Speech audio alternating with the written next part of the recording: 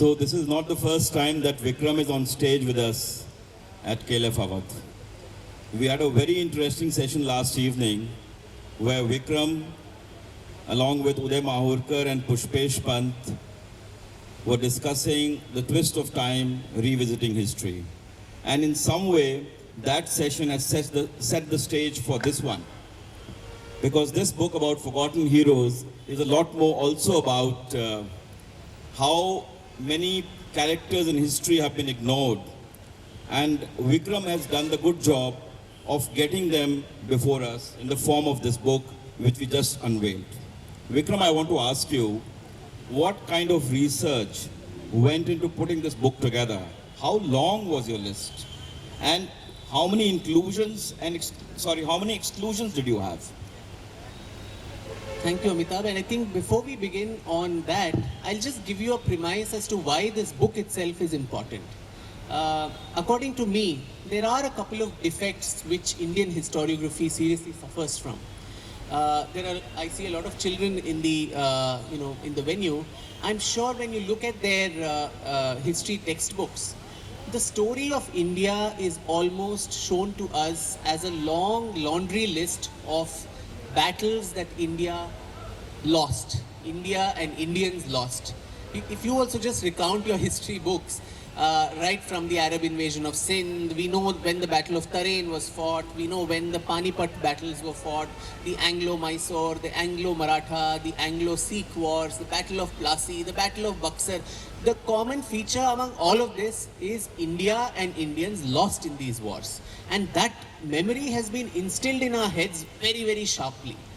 But if we are around today as a civilization, as perhaps the only civilization of that time which is still around and kicking, there must have been some battles that we won also. There must have been some resistance that we as a nation put also. So what were these stories of courage? Who were those soldiers? Who were those brave men and women, more importantly, who actually, as Shobha mentioned, civilizational heroes, who actually kept the flame alive amidst very, very adverse circumstances? And why is it that their stories have been obliterated from the national discourse? So I think that was one very important, aspect that I wish to cover. And the history of India has been a very, very loyal handover which we've got down from our colonial masters. They wanted us to believe that right from the myth of the Aryan invasion down till the British Empire, we were only destined to be ruled by people outside. Everyone came from outside. They were the ones who gave us culture, civilization, education. They ruled us. We are not destined to govern ourselves. And so we need to accept this as part of our niyati, our karma and all of that. And we've taken that narrative down very, very faithfully in the manner in which we look at our own past. So that was one issue that I thought needed redressal. The second issue, which the way we talk of Indian history, everything is about Delhi, in and around Delhi, where even the smallest of dynasties in Delhi, the Lodhis and Khiljis or whoever else, I'm not saying they should not be a part of the, the narrative, but then incommensurate importance given to even small dynasties which did not contribute enough to the story of this civilization, but vast areas of the country, particularly South India or Western India or the East or the Northeast, don't even feature in the story called the history of India. The Cholas, the mighty Cholas who ruled for almost 2,000 years, if you look at the history textbooks that are there, they probably get a couple of lines. The Marathas, from whom the British ultimately took India from, they get half a paragraph. There is just, if you see the NCERT textbook today, there's just a photograph of Chhatrapati Shivaji Maharaj with a caption written below it, and that is all that a young child in India will read and know about someone as iconic as Chhatrapati Shivaji. The Pallavas, the Shatavahanas, the Rashtrakutas, the Kadambas, the Gangas, the Wadiyars of Mysore, the rulers of Travancore, the Ahoms of Assam, the rulers of Tripura, the Meitei rulers of Manipur, Nagaland, these people do not form a major part of our history narrative. So when we are talking of history of India, I think Bharat needs to snatch back its narrative from Delhi. Whereas the same textbook, would have 3 chapters on the Mughal Empire, several chapters on the Delhi Sultanate, and the young children would probably know the lines of succession of everybody from the, the Mughal dynasty and so on, but cannot list the names of 4 Chola rulers. So that is the sad manner in which I think our Indian history is represented, and this book tries to address that. The 15 warriors whom I have selected, they come from the length and breadth of India. All, particularly those parts of India which are traditionally ignored or underrepresented, South India and Eastern India particularly. And the last problem which I've tried to address, which Shobha touched upon, was the fact that women have not got their due. History has always been his story, and her story has somehow not found the resonance in this narrative. So I've tried to balance that with about 7 women warriors and 8 men. And as she rightly pointed out, to be a civilizational warrior, you need not always don an armor and jump into the battlefield.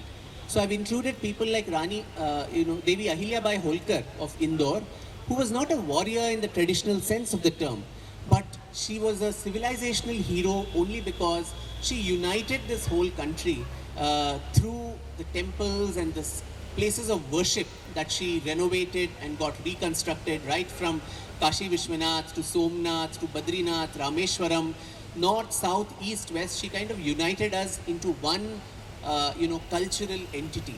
So these are the kind of people whom you normally don't hear about. Lalitaditya Muktapida of Kashmir, of the Karkota dynasty. Just a show of hands, how many of you had heard of Lalitaditya Muktapida in your growing up years? 2 people, 3 people actually. So very, and here was a man who actually built one of the largest empires of the Kashmir, Karkota dynasty, kept the Arabs at bay. The Arabs could not get into a large part of India other than a small portion of Sindh, and then we don't know much about him.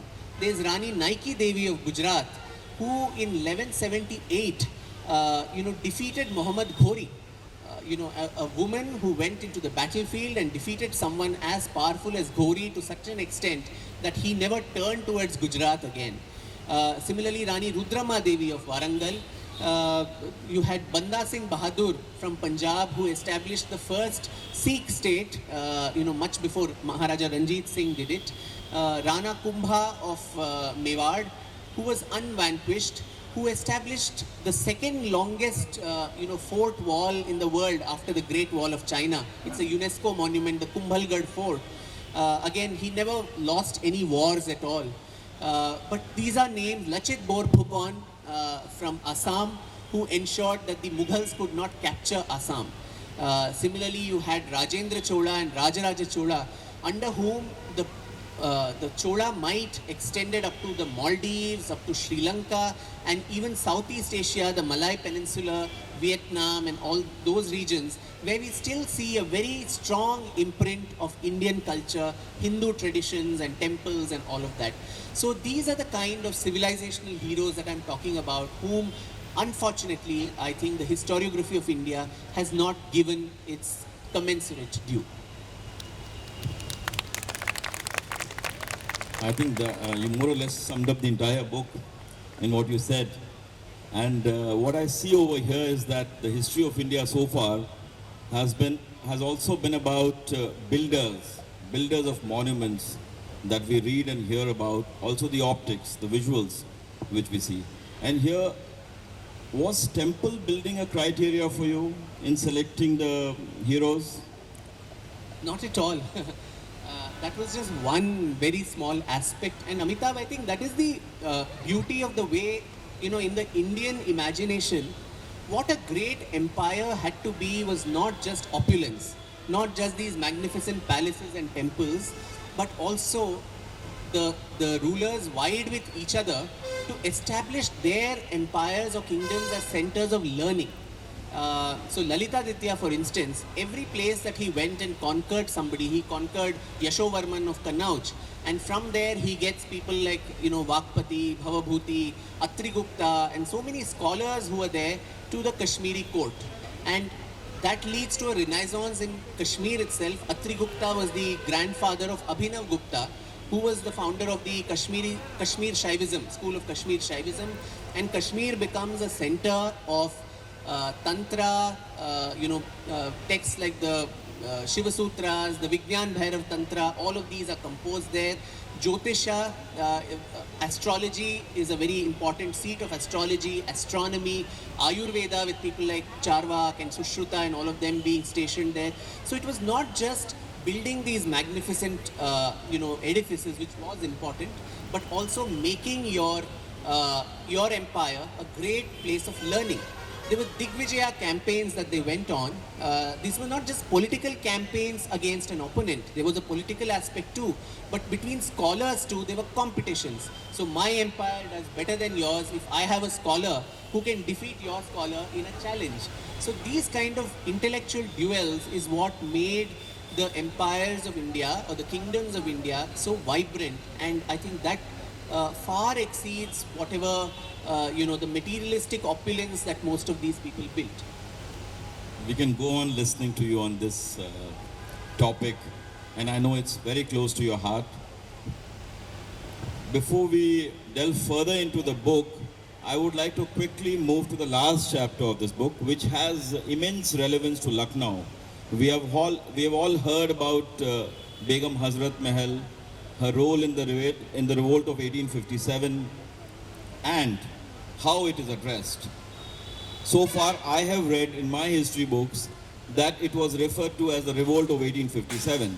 But Vikram brings in the perspective of perhaps Savarkar's perspective, where he refers to this event as the first war of independence. So Vikram, I would like to address this perception of history, perception of seeing that event, which is called the Sepoy Mutiny, the revolt of 1857, and first war of independence. And from there we can move on to Begum Hazrat Mahal. That's a very important question because for the longest time, the British wanted to disparage this uprising. That chutput ghatna thi, some soldiers who were disgruntled with that beef and pork, laden cartridges. They just threw a few bombs here and there, and we caught them, and it was a mutiny that was subdued very violently.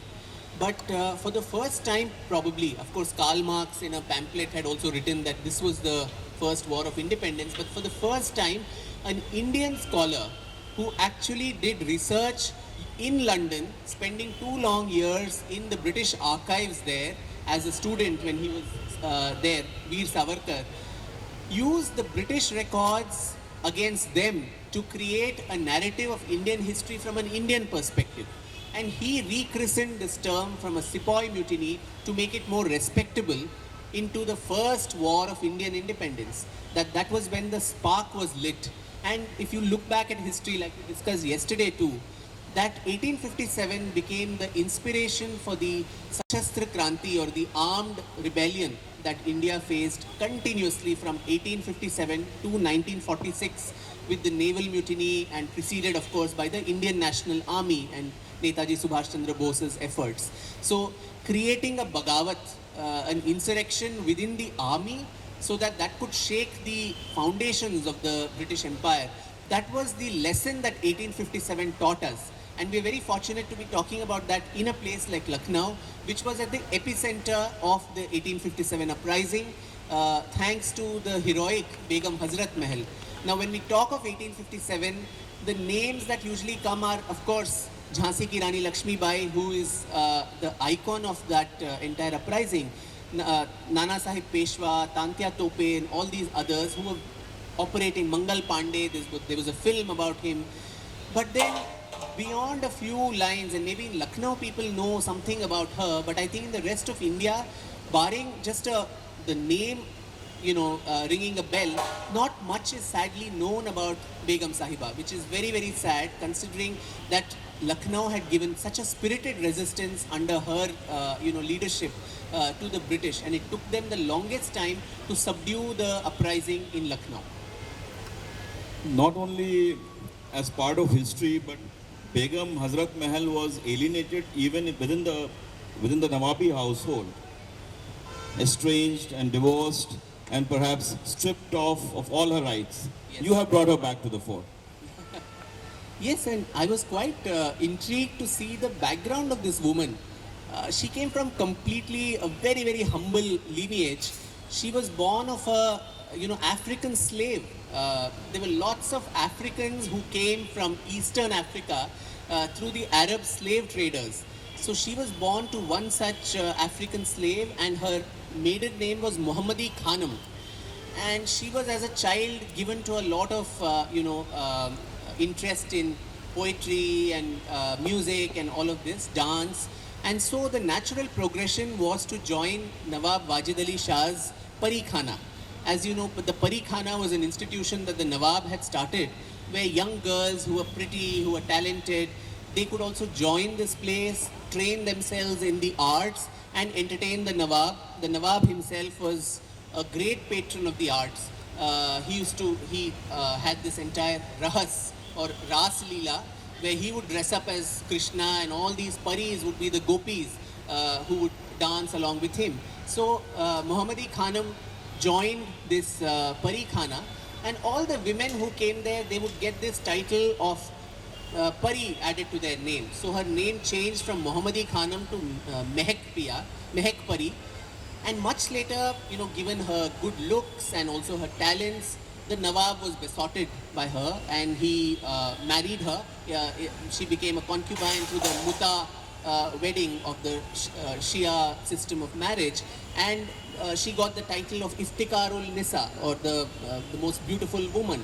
And it was the tradition that if any of these concubines or these Muta wives gave the Nawab a son, then they would be elevated to the title of Begum, and also have a mahal attached to them. And quite, luckily for her, in 1845 she had a son which she bore Wajid Ali Shah, who was Birjis Qadar, and so she suddenly got elevated to Begum Hazrat Mahal. So somebody who was the daughter of an African slave, Muhammadi Khanum, becoming a courtesan who was Mehek Pia, and then transporting herself to one of the principal consorts of the Nawab. I think that was a great journey for this lady. But then, as was to happen, the mother-in-law did not like her too much. So Saas Bhi Kabhi Bahu Thi, I think that serial went back to several centuries back also. So Janabe Alia, who was Wajid Ali Shah's mother, simply detested the fact that her son was all the time with all these what she called low caste courtesans whom he had married and all that. And so she kept forcing him to divorce them. And ultimately, there was an en masse divorce that he gave to several of them, these kind of concubines, and the axe fell on poor Begum Hazrat Mahal as well. Though she had borne him a son, she was summarily, divorced. And around this time also, there was tumult in Awadh. The British had introduced the doctrine of lapse, Lord Dalhousie, and Wajid Ali Shah, who thought the British would always be in his support, actually was deposed. He was sent away to Matia Buruj in Calcutta, and while he was going away he created these beautiful thumris, which I think are still sung. Jab chhod chale Lucknow and Babul Mora Nehar Chhuto Jai. And people sang these songs, they shed tears for him all the way up to Kanpur, it is said. And he, of course, went away. The royal family thought he will stage a comeback. In fact, the same Janabe Alia, she made a trip all the way to London to meet Queen Victoria to advocate the case of her son and say, please, he's been such a loyal, good boy, so let us put him back on the throne. But then, Queen Victoria did not even give audience to her, and the Queen Mother of Awadh, on her way back, she even died in Paris. So Wajid Ali Shah finally, resigned to his fate that he has to live in exile in Calcutta. And the flip side of this story was all these unfortunate wives who were left behind, one being Begum Hazrat Mahal. She was Destiny's favorite child, that when the rebellion took off in Awadh, all the rebels decided that here was a lady who is a former consort of the Nawab, and she has borne him a legitimate son, and so we should place the son on the throne in Kaisar Bagh and actually make her the regent queen, because he was a little boy. And so that is how completely, though discarded by her husband and divorced and thrown away, this lady suddenly becomes the epicenter of all this action and drama that was happening in Awadh in those very, very fated years of 1857. Thank you very much, Vikram. I had a few more questions with regard to perceptions of history, especially the episode where Awadh was taken over by the British, on what charges and so on. But we leave that, and I'm being told from there that we have exhausted our time limit. So, okay. So we'll take just one question, a very short and crisp question from the audience. After that, we'll conclude this session, and Vikram would be available to sign copies of his book, Brave Hearts of Bharat, at Meet the Author's Corner, which is just next to that stall behind you. Just one question, a very short question, to the point. Okay, young boy. Am I audible? Yes. So, if you were to given the authority to revamp the current Indian history curriculum, how would you do so? Well, I wish I was given that task, because we also have, we've had, HRD ministers, even in this dispensation, who very proudly go and say, we've not even changed one line of our history textbooks, as if that is something to be proud of. It's unfortunate, and I would, like what you see in this book, the history of India told through the eyes of not the invaders, but of Indians. So in this book too, there are references to the Khiljis, the Tughlaqs, the Mughals. All of them are a part of it. We cannot take away, we can't wish away our past only because we think it is inconvenient to us or we don't want them. But then can we not give it commensurate focus? Let that be there. Let's flip the narrative and talk about the rulers, the kingdoms who are part of India, rather than give so much of importance to every invader who came. We were not a defeatist nation who kept covering in front of every invasion and getting defeated. I think that would be a very important change that one needs to do, because ultimately, what is the purpose of history? I think history is a mirror in which we can identify ourselves as a nation, as a civilization, and as a people. So it gives us that sense of self-worth about what we are, where did we come from, and where are we headed towards. So I think that primordial importance of the discipline itself, particularly in young minds, that is very important to course correct. Thank you very much for your views, Vikram. And I hope I managed to bring out as much as I could in the limited time.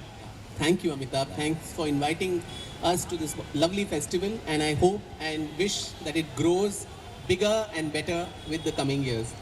Thank you again.